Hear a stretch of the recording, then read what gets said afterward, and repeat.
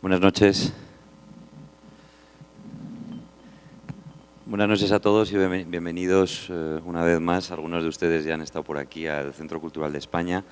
Y bueno, hoy lamentablemente vamos a clausurar este ciclo de conferencias que se inició el pasado 20 de enero, coincidiendo con la inauguración en las rejas de la Catedral Metropolitana en la calle Guatemala, de la exposición Patrimonio Arqueológico de la Ciudad de México, Gestión y Protección, que es una exposición que seguro que muchos de ustedes ya han visitado y que finaliza el próximo domingo 12 de abril.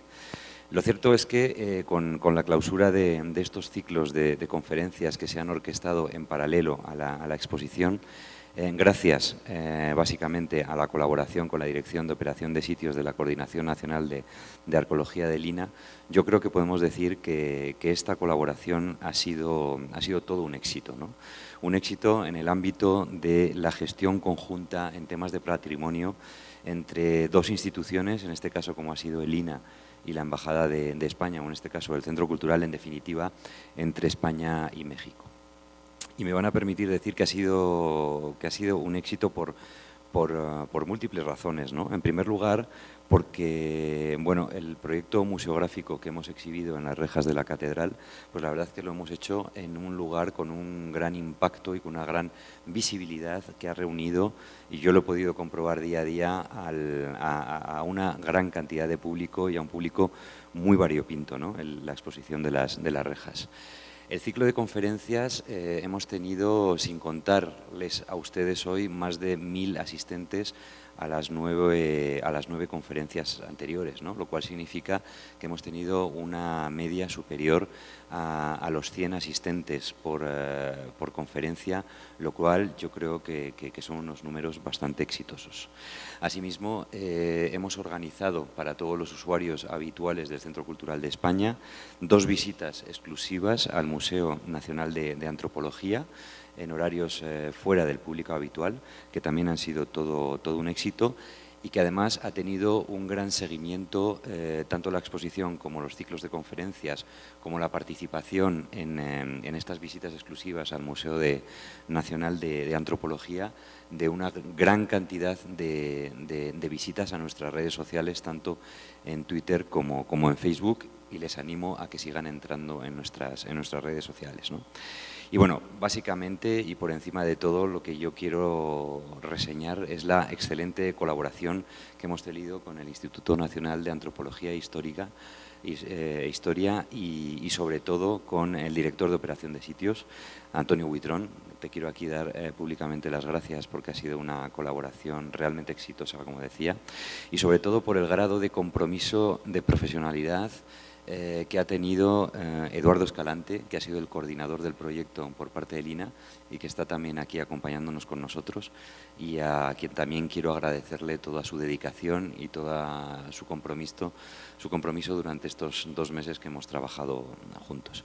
Simplemente voy a acabar diciendo que bueno, espero que esta colaboración no se quede aquí, que podamos seguir colaborando con otros proyectos que no tienen por qué replicar lo que acabamos de hacer, pero que podemos hacer muchas cosas juntos, y simplemente darle las gracias a todos los conferenciantes que ha pasado por esta sala: Sánchez Nava, con el señor Barrio, con Barrera, el señor Raúl Arana, Carlos Javier González, Guillermo Arroyo, Roberto Gallegos, Luz Moreno o Guadalupe Espinosa. Y sin más preámbulos, les dejo con el maestro Eduardo López Moctezuma, a quien no voy a presentar porque todo el mundo le conoce. Muchas gracias por venir y disfruten de la conferencia del maestro. Gracias.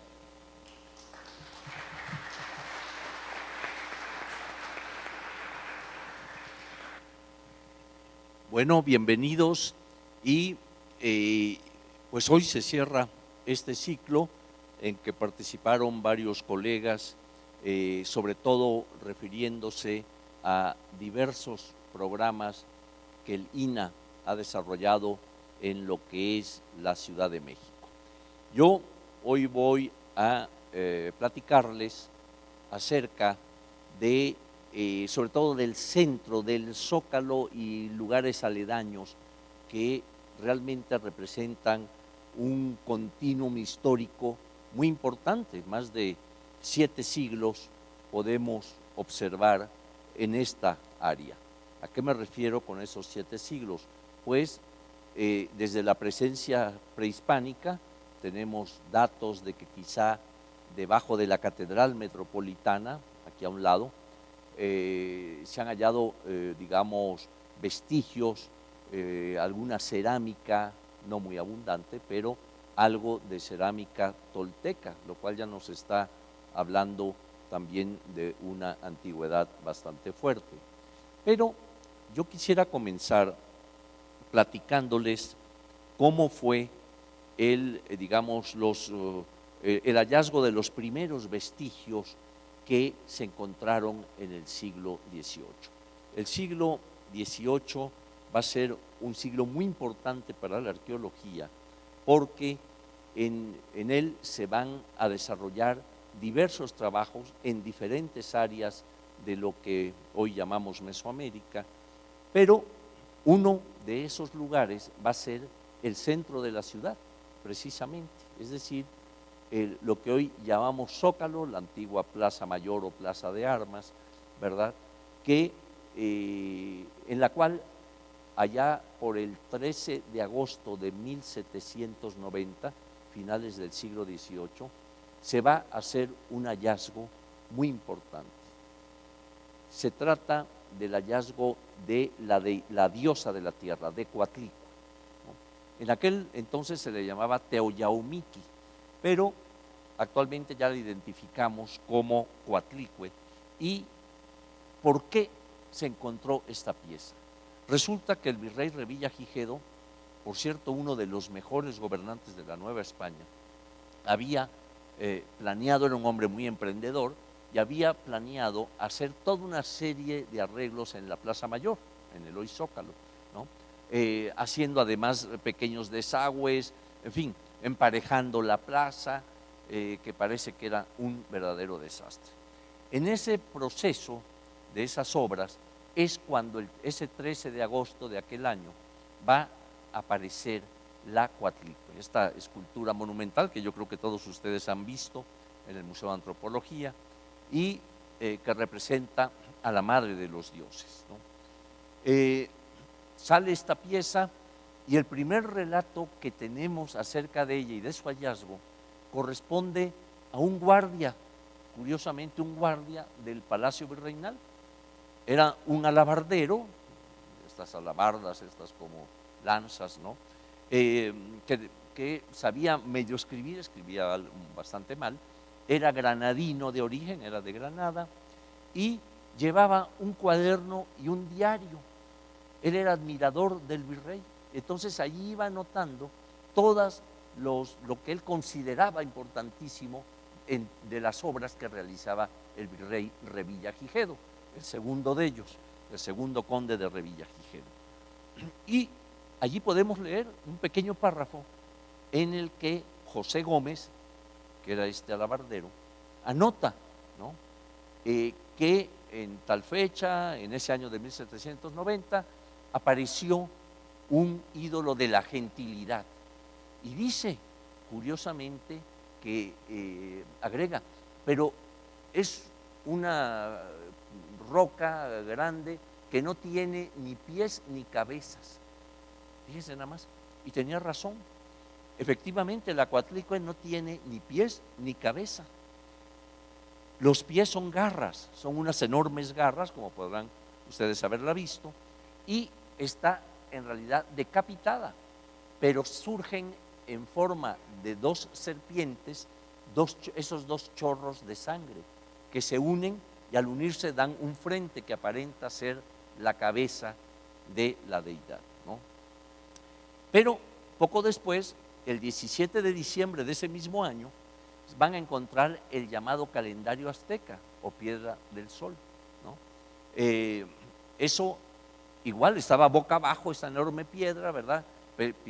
Pesa más o menos unas 24 toneladas, para que se den una idea, ¿verdad? Había sido ordenada, se había ordenado por el arzobispo o por el obispo Montúfar que la dejaran allí abandonada. Seguramente querían echarla en la acequia, en el canal que atravesaba en la parte sur del, digamos, de lo que es el Zócalo, ¿no?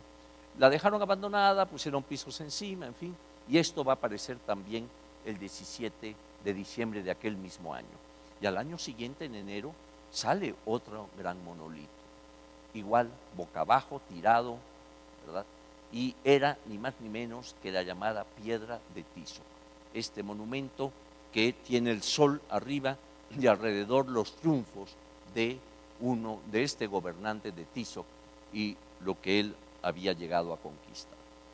Esos tres hallazgos, hubo más, pero esos tres hallazgos realmente dieron la pauta para empezar a recuperar el pasado mexica, ¿no? Ya no voy a hacerles toda la historia de muchos hallazgos que sucedieron a lo largo del siglo XIX, etcétera, sino que ya me voy a concentrar a la última investigación que todavía se está llevando a cabo.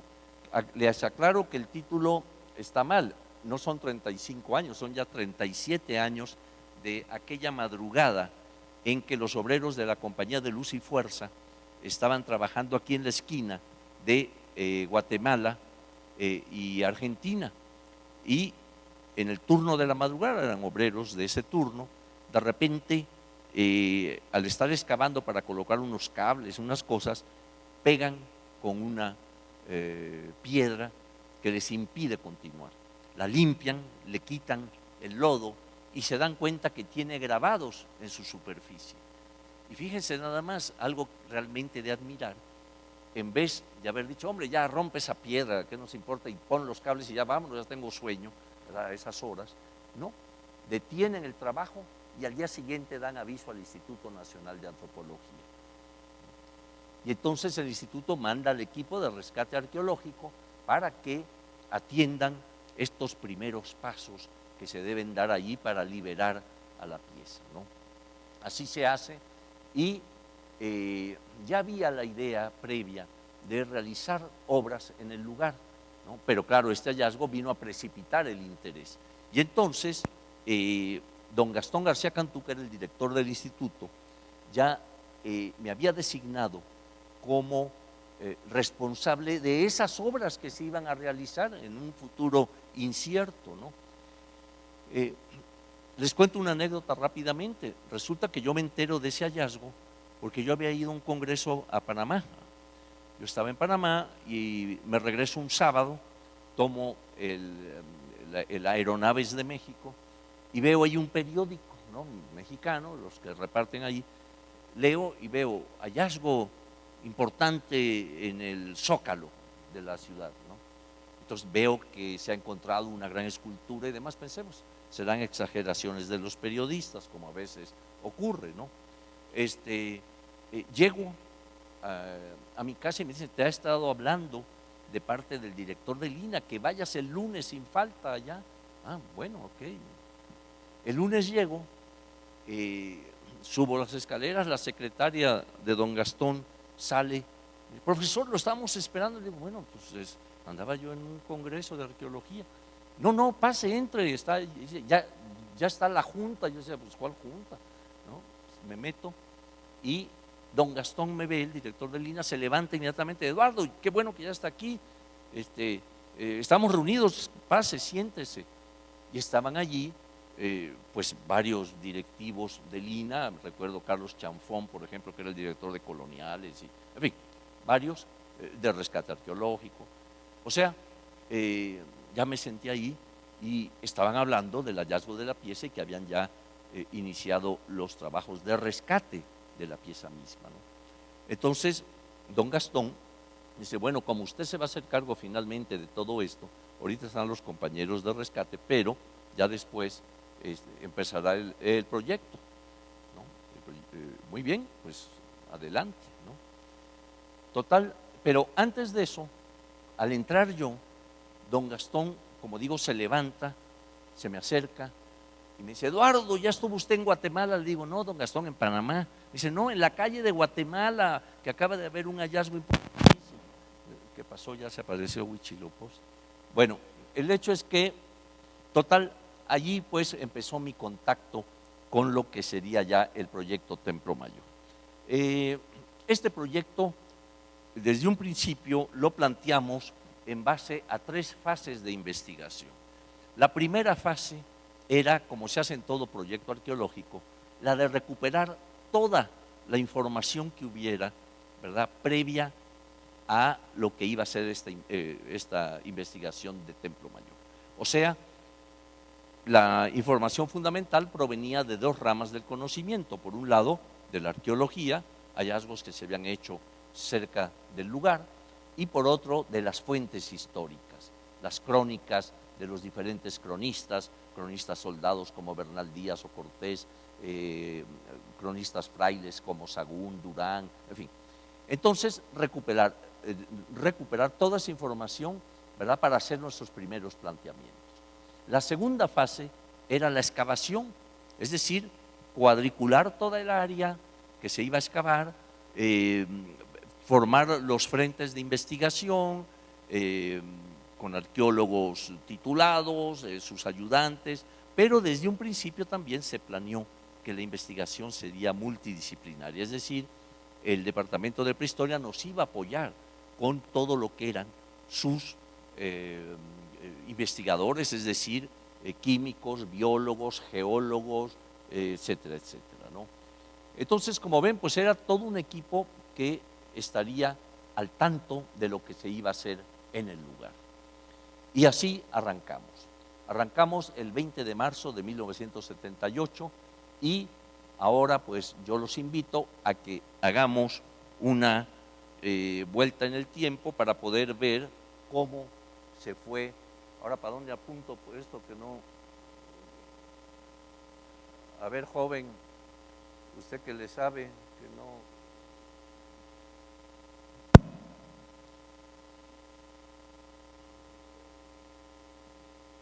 A ver. Ah, es que estaba al revés, maestro. Sí, ok. Bueno, ¿qué encontramos en el, ahora sí ya hablamos de siglos, ¿verdad? En el siglo XX, aquí está el momento en donde pueden ustedes observar, ahí está el presidente y está el maestro José Luis Lorenzo, que en aquel momento era el presidente del Consejo de Arqueología, que está mostrando los restos de la pieza, ¿no? Allí pues eran los primeros momentos de la investigación. Después, de 78 a 81, durante estos años, pudimos ya ir excavando con toda la cuadrícula que se había realizado, digamos, sacando a la luz lo que era aquel edificio.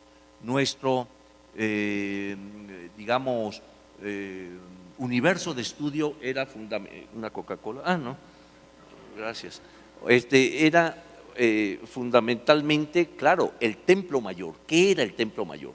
Pero no era nada más ver un edificio específico con sagrado, con unos dioses, sino tratar de penetrar más allá, ¿no? ¿Por qué era este edificio? ¿Qué simbolismo tenía? ¿A qué obedecía su presencia en el centro de Tenochtitlan? Y empezamos pues nuestra excavación. Ustedes ven allí cómo se detecta, a ver, no, tengo que voltearme para acá, ¿verdad? Para que puedan ver. Aquí ven algo característico del Templo Mayor, las 2 escalinatas que llevan a la parte alta donde están los 2 adoratorios de Tlaloc y Huitzilopochtli. Este elemento dual se repite en cada etapa constructiva. Aquí también lo observan y así en cada etapa, hacia adelante y hacia atrás, lo vemos presente hasta en 7 ocasiones, 7 agrandamientos por los 4 lados en los cuales el edificio fue creciendo cada vez. Hay una maqueta que luego veremos para que tengan ustedes una idea más clara. Bueno, aquí podemos observar un ángulo, la esquina sureste de lo que es el Templo Mayor, en donde ya se habían puesto las protecciones para la pintura mural que había salido en el edificio más antiguo, en el pleno centro del conglomerado arquitectónico, ¿no? Allí vemos cómo, vean ustedes por ejemplo aquí, cómo digamos el piso de la plaza principal, que son esas lajas que ustedes ven en la esquina de abajo, digamos, se encontró en perfectas condiciones, así como las etapas constructivas. Claro que la que ven ustedes, ese muro que ven allí, es correspondiente a la sexta etapa, o sea, la etapa que va a ser uno de los tlatoanis, Ahuizot, ¿verdad? Y encima de ella venía ya la última etapa del Templo Mayor, de la cual que apenas quedó la huella marcada en el piso. Esto resulta importante porque hay que entender que cuando llegan los españoles, saben que el enemigo a vencer está en Tenochtitlan. Era el señor, en este caso Moctezuma II, el que tenía controlado más de 370 pueblos bajo su mando, bajo su explotación. Tenían que pagar un tributo a Tenochtitlan, a veces bastante fuerte ese tributo, ¿no? Entonces, emprenden toda la campaña de, digamos, de conquista.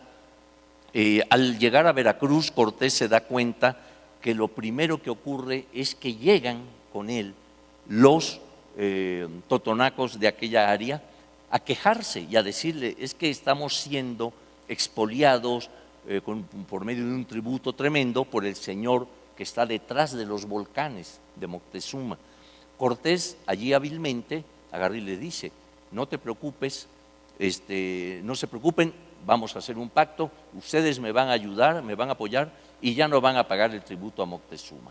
O sea que aquel sistema económico de la tributación, recuérdense que la economía mexica se basaba fundamentalmente en tres aspectos. Uno, la producción agrícola. Otro, el tributo aplicado a pueblos conquistados. Y el tercero, el comercio, ¿no?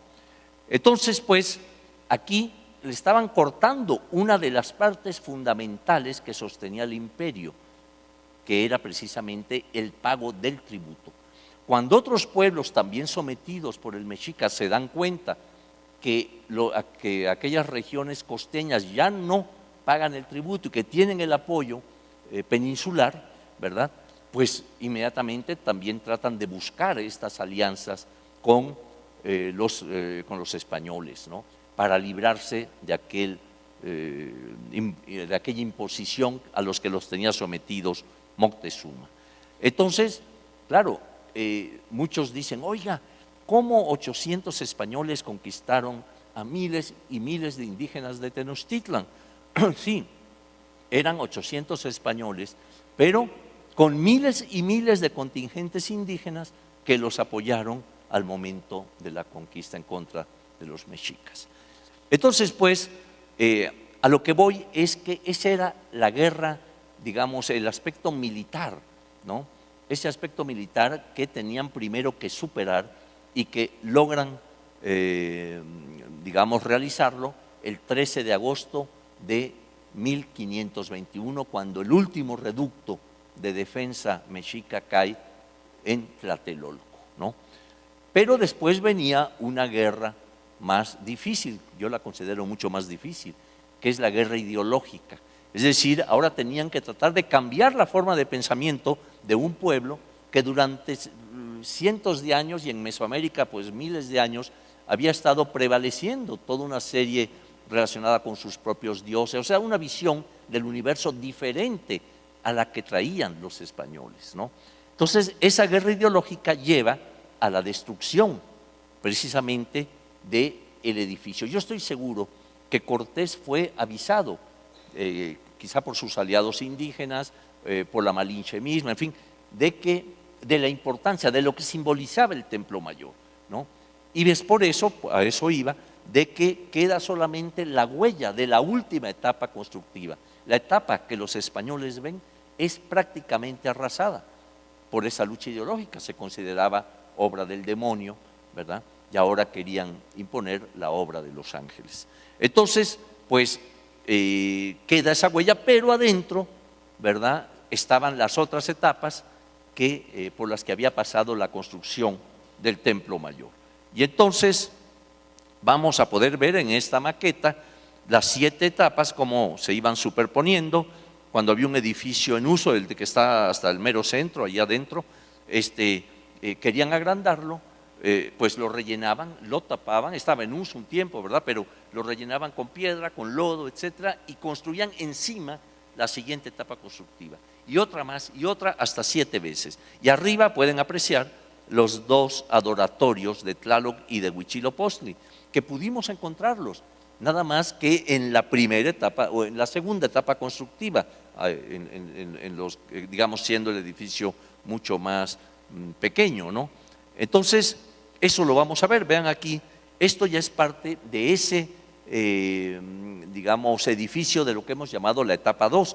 Aquí pueden ver lo que está del lado derecho, vemos lo que, digamos, el interior del templo de Huitzilopochtli, que es uno de los dioses que está en la parte alta del edificio.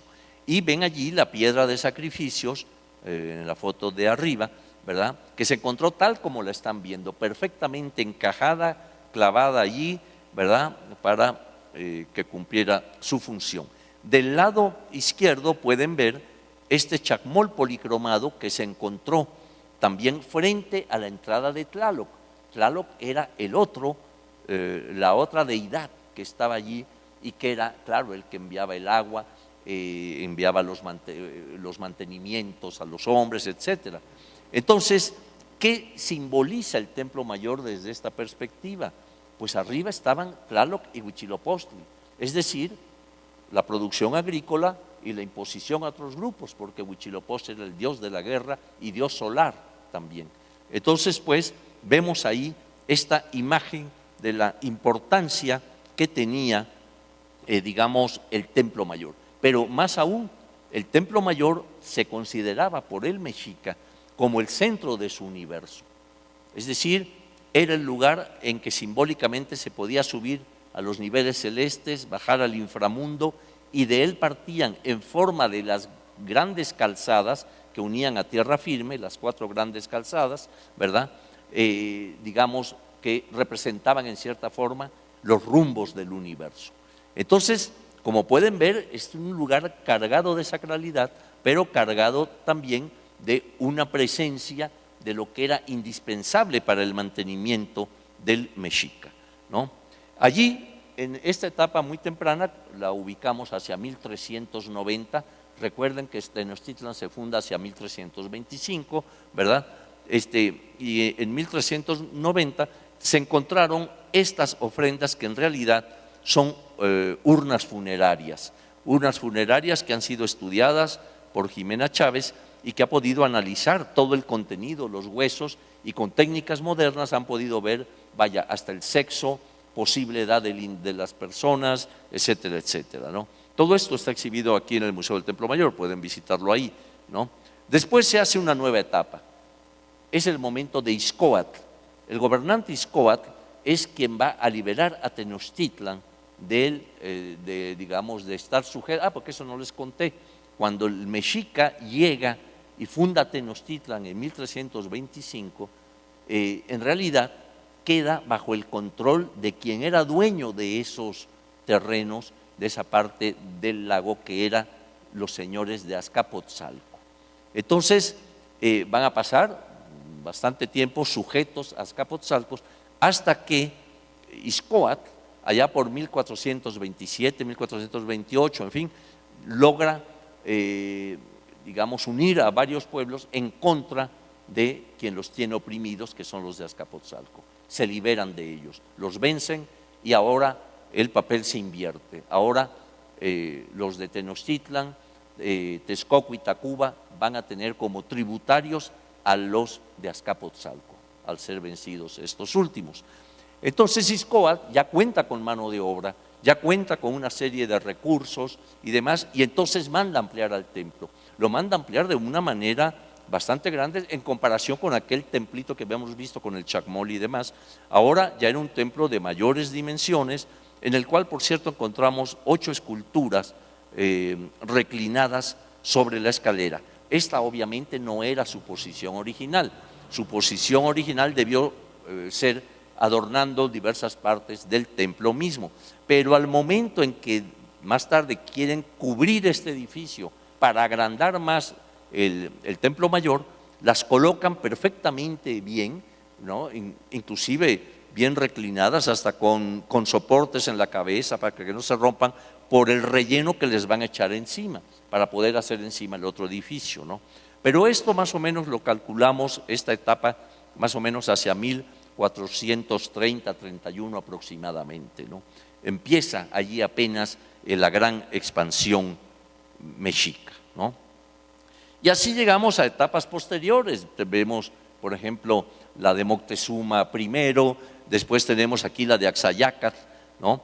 Que agranda una parte del templo y manda a hacer estas serpientes ondulantes que ustedes ven ahí con el cuerpo ondulante, tienen más de 6 metros de extensión, para que se den una idea. Muchas de ellas todavía guardan el pigmento original, ¿no?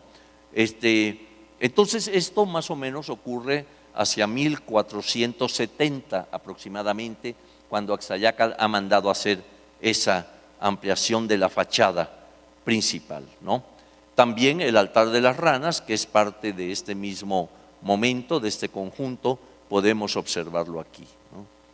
En digamos, la fachada principal del templo está viendo hacia el poniente. Acuérdense que estos edificios que se consideran centro del universo siempre guardan en el altiplano una orientación este-oeste, ¿no? Sigue el rumbo solar, ¿no? En donde nace el sol por su parte de atrás y al poniente donde cae el sol. Esa fachada está viendo siempre hacia el poniente. Pero este conjunto de serpiente y braseros está a los lados, digamos, a los costados norte y sur de esa etapa constructiva, ¿no? También tenemos ya más tarde, vean ustedes los pisos ahí, cómo se iban superponiendo, y tenemos altares como este, un altarcillo con cráneos decorados, o sea, hechos en piedra, pero con su estuco encima, que no nos extrañó encontrar este edificio con más de 240 cráneos a su alrededor y que estaba exactamente al norte del Templo Mayor. ¿Por qué? Porque el norte es el área de los muertos, es el Mictlampa, ¿no? Entonces, cuando encontramos estos, al contrario, dijimos, bueno, esto marca el rumbo norte del Templo Mayor, ¿no? Y un poquito más al norte de este edificio se encontró también otro que ahorita les voy a describir. Tenemos también los llamados templos rojos, que ven ustedes cómo salió el color, perfectamente bien conservado. Deja ponerme en pose, Eva. Ahora sí, arráncate. Bueno, sí, no, pues con la panza siquiera un poco metida. Entonces, ven ustedes estos adoratorios, pero los están viendo tal como los encontramos, ¿eh? Aquí no hay que la vamos a reconstruir y que vamos a hacer tal o cual. Está tal como ustedes lo están viendo. Este era el edificio que me refería. Es el recinto de las Águilas, que se encuentra al norte del Templo Mayor, un poquito, unos metros más al norte de los cráneos, ¿no? Pero aquí ven el interior. Ven ustedes una serie de banquetas que tienen procesiones de guerreros, vean la policromía todavía en ellos, ¿verdad?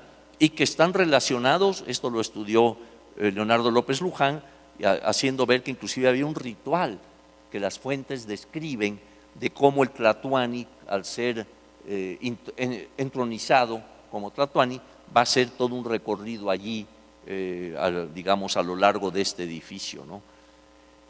Ahora vamos a ver un tema muy interesante, que es el de las ofrendas.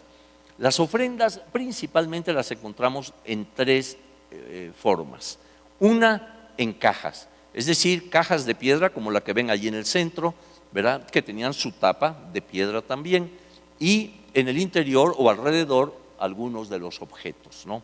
Aquí pueden ver algunos pececillos de concha nácar, canoas, vean ustedes, con su remito y demás, ¿verdad?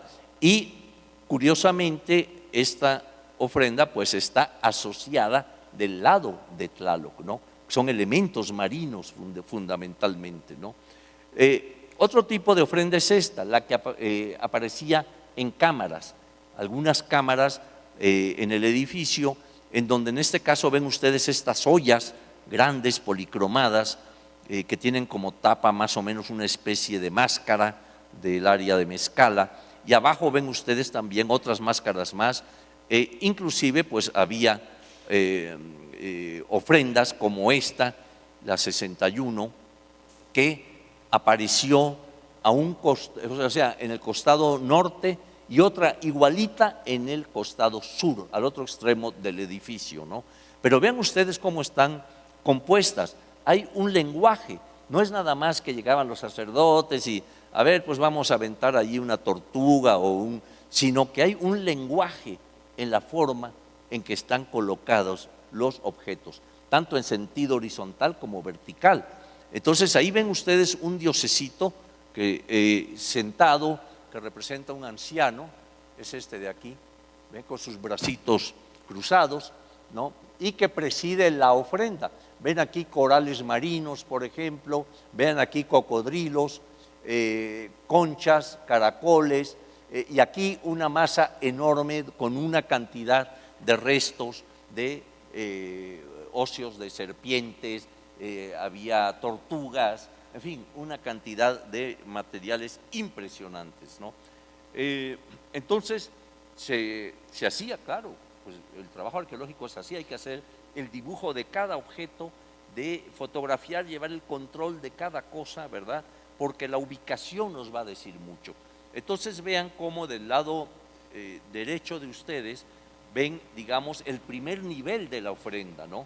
Con los corales, el diosecillo, ven inclusive una olla allá en la esquina superior derecha, que es un tlaloc, y al levantar esos objetos una vez dibujados, seguían hacia abajo, entonces teníamos que ir excavando los diversos niveles de lo que eran estas ofrendas. Y allí ven un segundo nivel en el que ven un predominio de restos de caracoles, de conchas y otros animales, ¿no? El lenguaje que tienen estas ofrendas es impresionante, porque se ha visto en ellas, por ejemplo, los 3 niveles del universo en que ellos creían, ¿no? Esta presencia de ese Dios viejo y del fuego, de Xutecutli, tiene una razón de ser, ese diosecillo que es un dios anciano, desdentado, creo que luego hay otras figuras por ahí, para que las vean, porque él es el centro del universo y el templo lo es, entonces ese Dios está presidiendo algunas de las ofrendas, no aparecen todas, ¿no? De repente, en 1991, se avisa que catedral se está resquebrajando. La catedral, contaba yo que en algún momento había un concierto en la catedral, y empezó a llover, y de repente la gente que estaba dentro oyendo el concierto barroco empezó a sentir que le caía agua adentro, y eran unas fisuras enormes, resquebrajaduras que había en la estructura de la catedral. ¿Qué estaba pasando? Pues que se estaba resquebrajando, o sea, el fenómeno era muy interesante. Resulta que la gran masa de la catedral y en general todo el centro histórico se ha ido hundiendo paulatinamente. ¿Por qué razón? Porque se extrae agua a 40, 60 metros, se está extrayendo agua constantemente para dar de beber a la capital. Entonces, esta extracción de agua provoca que las arcillas se vayan comprimiendo, ¿verdad? Y entonces las masas arquitectónicas que están arriba, pues van bajando, ¿no? Pero en el caso de la catedral, debajo de ella estaban edificios prehispánicos, había varios edificios. Y entonces, ¿qué ocasionaban estos templos prehispánicos? Pues ya estaban hundidos, estaban a mayor profundidad, por lo tanto ya no seguían ellos con su hundimiento, estaban ya detenidos, pero esta masa de arriba no. Entonces iba bajando la catedral y se iba apoyando diferencialmente en estos edificios, y eso provocaba ese resquebrajamiento, ¿no? Entonces los ingenieros se pusieron a la tarea de ver qué hacer para que no se viniera abajo catedral, y entonces inventaron abrir unos grandes pozos circulares de 3,40 de diámetro a lo largo y ancho de la catedral. Ahorita les muestro un plano, para poder ver qué estaba provocando esto, pero además para aplicar todo un sistema ahí, si no me pregunten cómo era, porque es complicado todo el sistema pues, que se manejó para tratar de detener aquella posible hecatombe que iba a ocurrir con la catedral. Y entonces ese momento lo aprovechamos y se me ocurrió crear el programa de arqueología urbana, el PAU, que surge en 1991 con motivo de ese fenómeno que estaba ocurriendo en la catedral, que yo denominé en algún escrito la venganza de los dioses, ¿no? Pues los dioses antiguos ahora estaban tumbando a quienes los habían oprimido. Pues entonces, pues allí estuvo Francisco Hinojosa y se crea este PAU, este programa de arqueología urbana, con un perímetro más o menos como el que ven aquí. Allí identifican parte de la catedral, abajo, ¿verdad?, parte del templo mayor, pero en fin, un área específica en la que calculábamos que había estado, digamos, construido la gran plaza de Tenochtitlan, no solo el templo mayor, sino que todos los edificios, los 78 de que habla Sagún, que abarcaban esta parte de la actual Ciudad de México.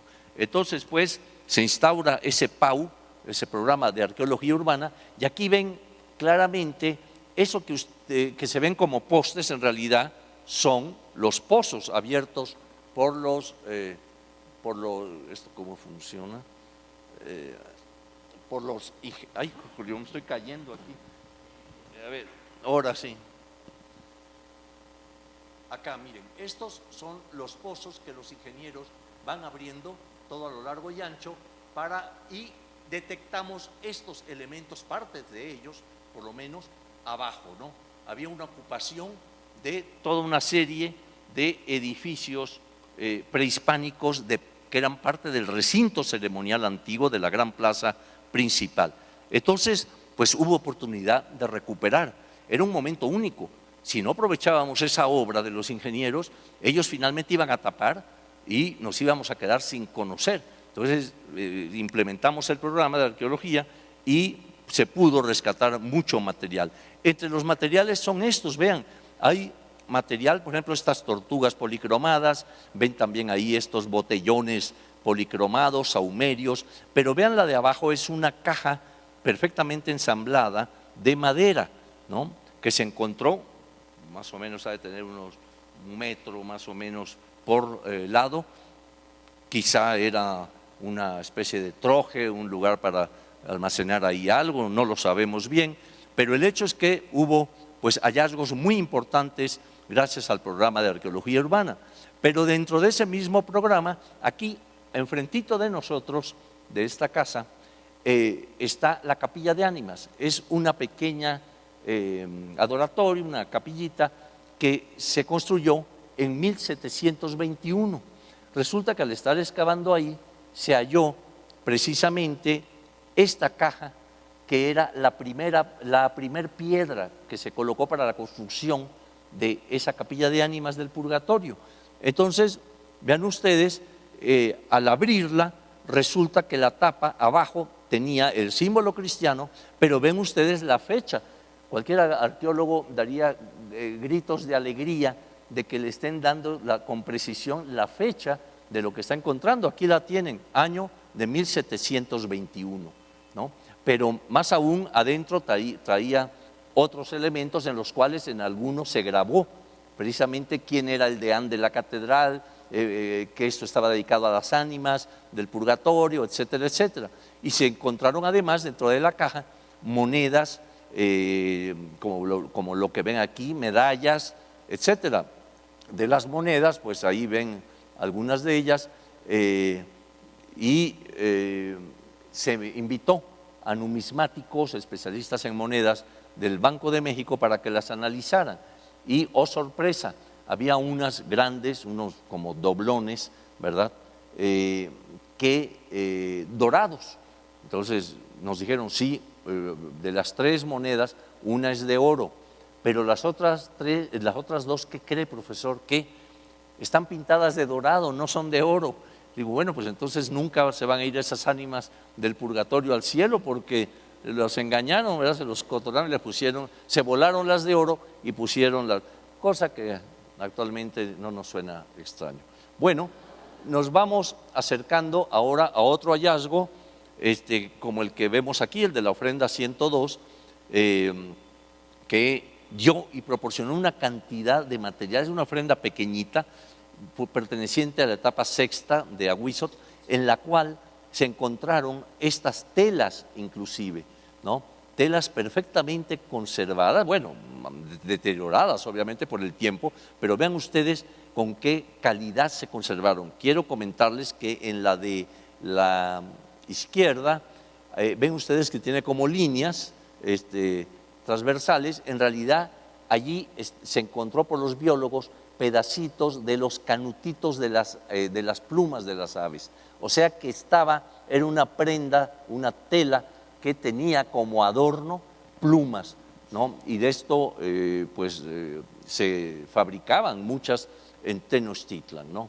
Otros objetos también, bueno, aquí tienen este disco con 7 deidades y hecho con más de 15,000 pedacitos de turquesa, de piedras verdes, etcétera, papel como el que ven al lado, se adivina un rostro allí que parece tener una parálisis facial, ¿verdad? O sea, se encontraron una cantidad de cosas realmente. Esto también, vean ustedes, aparte de las telas, venía esto que es una máscara del sacerdote.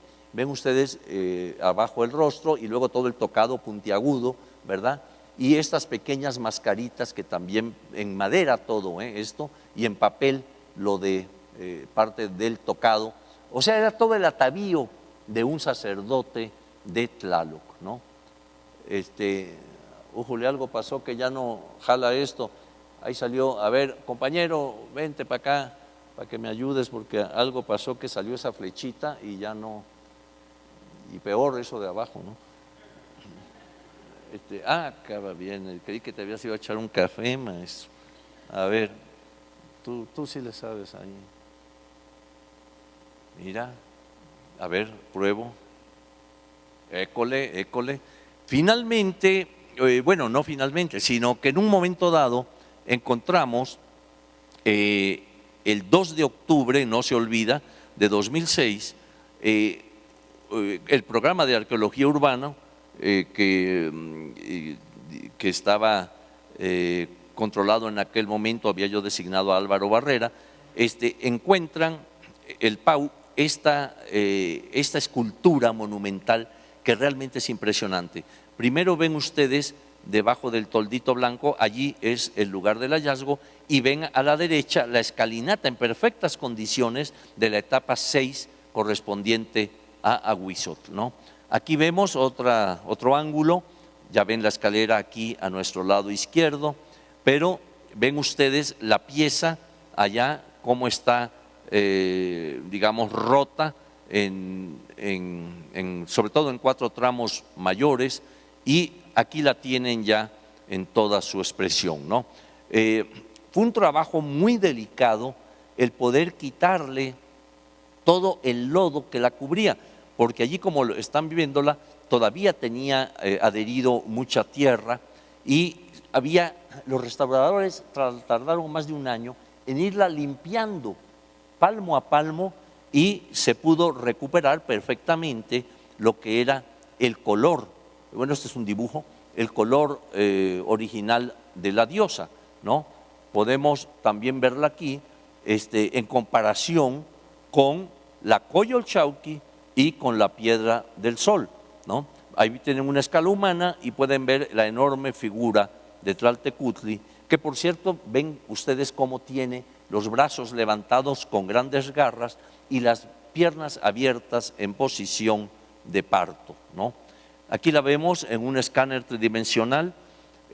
Ya todo el trabajo de lo que era la recuperación de las ofrendas y demás se lo asigné a Leonardo López Luján, con todo un equipo de biólogos, geólogos que lo apoyan, en fin, para que estuvieran excavando en el lugar. y empezaron a encontrar una serie de cosas impresionantes. Por ejemplo, en la ofrenda 125 estaban estos cuchillos, ¿verdad?, que es el tecpat, ¿verdad?, pero revestidos con atributos del dios del viento, ¿no? Ahí vemos cómo tiene un collar, por ejemplo, de caracolillos, cómo tiene orejeras también con conchas, y arriba todo un tocado y hasta con una piececilla de oro clavada ahí. O sea, pero también se encontraron, digamos, material de oro como quizá adornos de vestido, adornos de uso personal, en fin, cascabeles como estos que ven aquí, con las típicas formas que, por cierto, investigaciones del Templo Mayor, de investigadores, han hecho ver que muchos de estos materiales se hacían al lado, en el palacio del Tlatoani, en el palacio de los gobernantes, ¿no? Aquí hubo necesidad de mover esta enorme escultura y para poder excavar abajo, porque planteábamos inicialmente Leonardo y yo que muy posiblemente esa lápida fuera la lápida mortuoria de Ahuizotl, ¿no? Había un glifo ahí, un 10 conejo, en fin, que se relaciona con el año 1502, que es cuando muere Ahuizotl y va a subir al trono Moctezuma II, ¿no? Entonces se empezaron a excavar, se han excavado varias ofrendas, se siguen excavando, no se ha terminado el trabajo, pero vean ustedes, por ejemplo, la 126, esta ofrenda con una cantidad impresionante de elementos, sobre todo hay un bestiario maravilloso, o sea, una cantidad de animales. Vean ustedes el pico de pez sierra, que, a ver si no me vuelvo a caer, ahí me levantan, acá miren, el pico del pez sierra, otra vez corales marinos, ¿no? Resinas, copal, vasijas, en fin, una variedad, y ven ustedes muchos huesos aquí, una variedad de materiales realmente impresionantes, que igual se tenían que ir sacando poco a poco, dibujando cada una de las capas para ir profundizando, ¿no? De esta ofrenda vienen, por ejemplo, materiales como estos, hechos en madera, cabecitas, serpientes, etcétera, y también se encontró la ofrenda 130 con saumerios policromados como estos, ¿no? También desde que apareció Coyolxauhqui se hicieron algunas investigaciones acerca de cómo estuvo pintada, pero en 2008 hubo la oportunidad de que varias personas, Lourdes Cue y otros más, intervinieran para poder saber y conocer hasta en el poro de la piedra cuáles eran los pigmentos que componían Coyolxauhqui. Aquí los vemos, ¿no? Cómo estuvo decorada originalmente esta pieza, ¿no? Y ahora venimos aquí, a la Casa de España. Aquí se iba a construir el estacionamiento acá abajo, y entonces intervino obviamente el Programa de Arqueología Urbana, el PAU, y se pudo recuperar muchos materiales. El artífice de toda esta investigación fue precisamente Raúl, que por aquí anda, ¿verdad? Raulito, ¿dónde estás? Allá, Raúl. Raúl Barrera fue quien estuvo a cargo en el momento en que ya se fueron avanzando en esta excavación y se empezaron a recuperar una serie de materiales. Es más, Raúl mismo es el que, investigando, vio que había ciertos signos que indicaban que el vestigio que está acá abajo, que se puede ver aquí abajo, ahí se ha preservado, podría ser el Calmecac, el lugar donde se preparaba a los nobles, en fin. ¿Y qué lo lleva a eso? Pues, como digo, varios indicios, pero entre ellos la presencia de 7 grandes almenas hechas de barro con el símbolo de Quetzalcóatl, ¿no? Es decir, almenas que pueden ver aquí, también en el Museo del Templo Mayor, que tienen este símbolo del corte del caracol, ¿verdad? Que está muy asociado a Quetzalcóatl, también Dios en cierta forma de la sabiduría, ¿no? Pero como ven aquí, ¿verdad? 2011 a la fecha, pues todavía se sigue excavando, sobre todo en lo que va a ser el nuevo acceso al Templo Mayor, y con el mismo programa de arqueología urbana se ha podido encontrar, Raúl y sus colaboradores han encontrado, por ejemplo, este piso frente al Templo Mayor. Vean que algunas de las lajas son o tienen grabados arriba. Se pudo ver que estos grabados están asociados con el mito de la lucha entre Huitzilopochtli y Coyolxauhqui, ¿no? Todo este mito fabuloso en que se nos relata ese combate y demás, ¿no? Entonces aquí pues se hallaron piedras pues con un individuo, un prisionero, con una orejera, o sea, varios indicios de que ese lado de Huitzilopochtli, que es el lado que míticamente se relaciona con el combate del dios solar Huitzilopochtli en contra de Coyolxauhqui, deidad lunar, pues tiene también presencia a través de estos elementos, ¿no? También se halló un edificio circular, buena parte de él, más o menos unos 16, 17 metros de diámetro, que estaba decorado, véanlo aquí, con cabezas de serpiente. Ustedes las pueden observar acá en esta parte, ¿no? Cómo sobresalen. Pero lo interesante de este edificio, el Cuauhchicalco, así se ha identificado, es que se mencionan en algunas fuentes que en ese lugar se enterraban a algunos tlatoanis, ¿no? Como Tizo, Gaxayacas, etcétera, ¿no? Entonces, pues, resulta de la mayor importancia ese hallazgo, y también se encontraron cerca de él estos restos óseos que ustedes pueden ver ahí masivamente presentados, ¿no? Bueno, ahora ya rápidamente, ya ahora sí no los atormento tanto,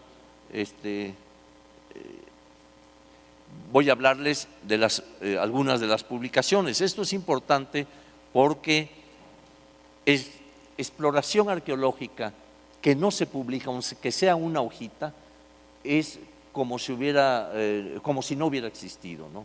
Hay que dar a conocer lo que se ha encontrado. Entonces, esa fue una de las preocupaciones de nuestro proyecto, y muchas publicaciones empezaron a salir, ¿no? Por parte del INAH, otras instituciones, en fin. Aquí tenemos algunas de las primeras publicaciones que salieron en relación al proyecto Templo Mayor, ¿verdad? También los etnohistoriadores colaboraron. Ahí tenemos esta publicación en donde la maestra Dahlgren, gran maestra, fue mi maestra cuando yo entré a la escuela, no les digo cuándo, pero allí ven cómo colaboraron también para dar a conocer lo que las fuentes hablaban sobre Huitzilopochtli y el mito del combate entre Huitzilopochtli y Coyolxauhqui, ¿no? Después, bueno, otras en este caso son mías, pero aquí también con Johanna Broda, una gran investigadora de la UNAM, David Carrasco de Harvard, y yo, que nos reunimos en un simposio y se dio a conocer esto. Después también ya libros ya con formato así muy de arte y demás, como este.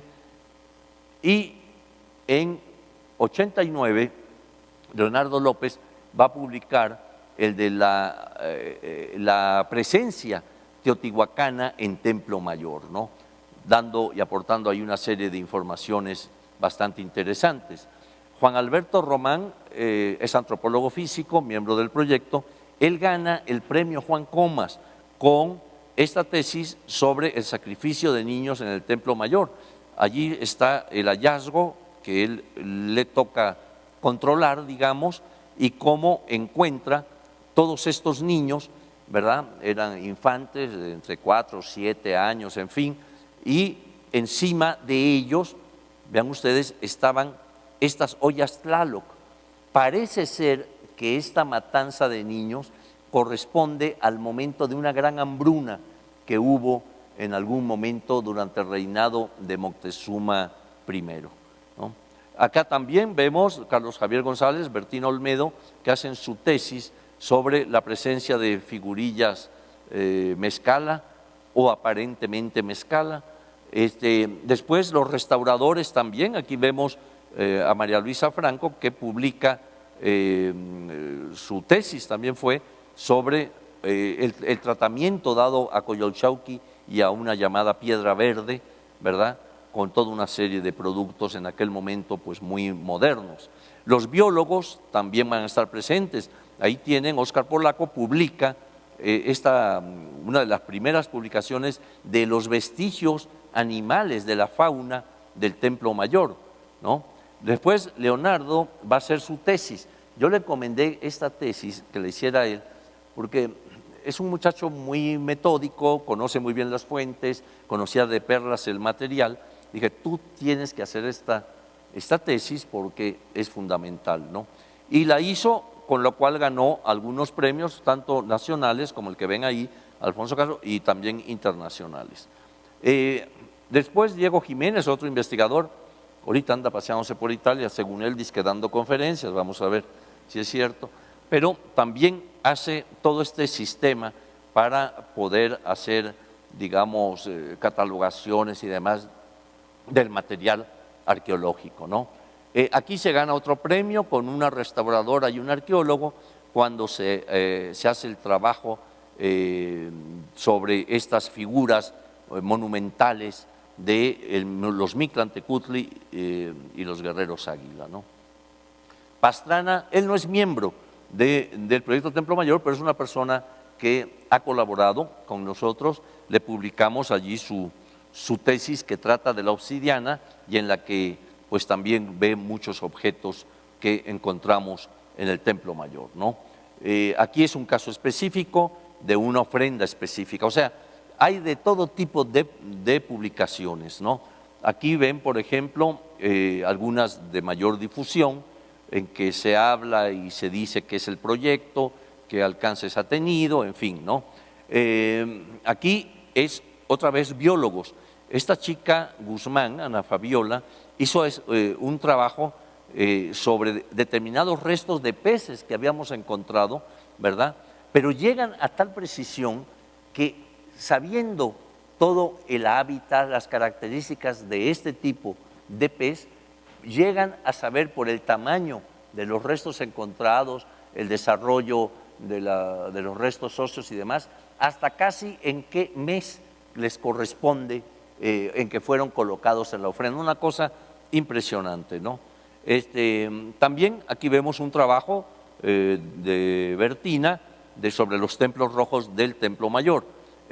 María Eugenia Marín es restauradora, ella también va a publicar varios trabajos, entre ellos a ella le correspondió hacer que habíamos visto de esta especie como de pectoral con más de 15,000 piececillas con las cuales se hace. Aquí vemos de la Casa de las Águilas que había yo mencionado, la Casa de las Águilas, que también obtiene el premio Alfonso Caso. Aquí ven las águilas encontradas precisamente en esa casa y de lo cual se habla en ese trabajo. Esta es la única foto en que salgo trabajando, por eso la saco, para que puedan ustedes más o menos ver. No, este es bueno, esto fue un trabajo que se hizo por varias personas. Ahí tienen a David Carrasco, Lourdes Cue, Leonardo. Esto fue un homenaje en 2003 en el Museo de Antropología y el trabajo reúne cerca de 50 investigadores que participaron en ese momento, ¿no? Y creo que este ya es el último también. Estos son entrevistas que en este caso me hacen a mí, tanto Leonardo como David, este hombre de Harvard, ¿verdad? Y que también está publicado en español, ¿no? Creo que esas son, no, todavía sigue la mata dando. Ahí está Aurora Mantúfar, otra de las biólogas de Lina, que ha colaborado sobre todo en aspectos de flora, ¿no? Y en resinas y cosas de copal y demás. Aquí tienen los trabajos. En realidad, son una cantidad impresionante. El orgullo, bueno, el de Jimena Chávez, gana también el premio de mejor tesis, el premio Alfonso Caso, con estas prácticas funerarias en el Templo Mayor, ¿no? Donde analiza todas estas urnas, pero los huesos, con nuevas técnicas puede detectar, como decía yo hace rato, también sexo, características, etcétera, de estos personajes que habían sido quemados y sus restos colocados en estas urnas, ¿no? Aquí ven dos de las urnas funerarias estudiadas por ella. Adrián Velázquez es uno de los que abre toda una corriente de investigación y crea en el Templo Mayor el taller de arqueología experimental.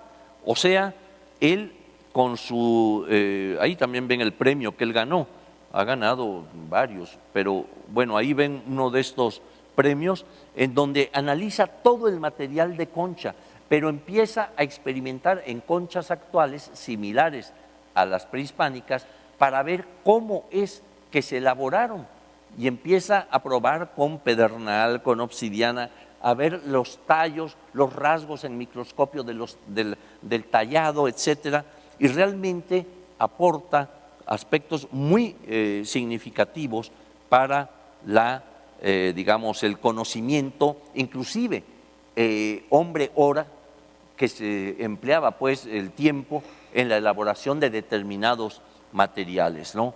Ya más recientemente otras publicaciones como esta de Monte Sagrado Templo Mayor, ¿no?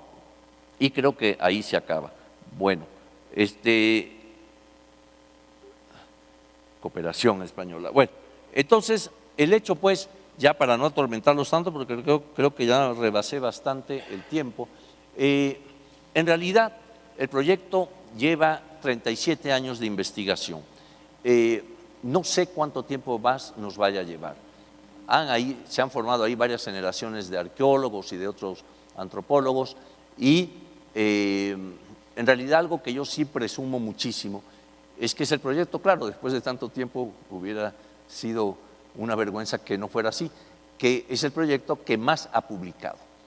Tenemos más de 400 fichas bibliográficas en relación al proyecto, de todo tipo, desde una reseña de una paginita hasta tesis científicas, trabajos de divulgación, catálogos, guías del museo. O sea, entre todo tenemos más de 400 fichas bibliográficas hechas en buena medida por los investigadores del Instituto de Antropología que están asignados al Templo Mayor.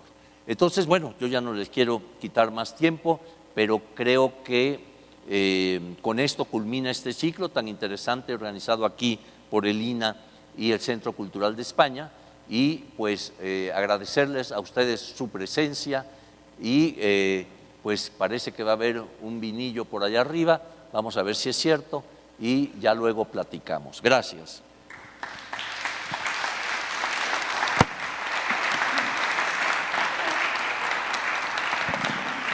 Muchas gracias. De antemano, agradecerle su presencia. Quisiera agradecer la presencia del Coordinador Nacional de Arqueología, el doctor Pedro Francisco Sánchez Nava, a quien por favor lo invitamos a pasar al frente.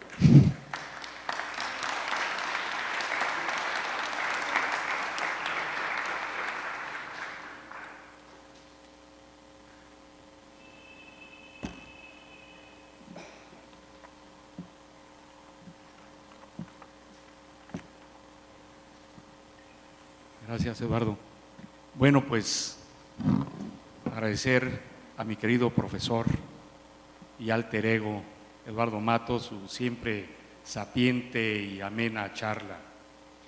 Agradecer también al Centro Cultural de España en México su hospitalidad y su apoyo, a la Dirección de Operación de Sitios que llevó todo el peso de la logística de este evento.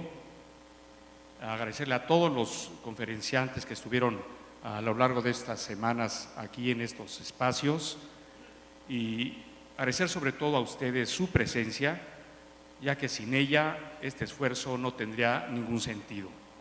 nos hemos dado cuenta a través de todas estas pláticas de la riqueza arqueológica, no de la Ciudad de México, de las ciudades de México, sobrepuestas una sobre otra, y de sus alrededores. Esperemos que este esfuerzo haya sido de su interés y agradecemos su presencia. Me dicen que por ahí que los diplomas a la constancia en estas conferencias están a la disposición ahí en la parte de atrás.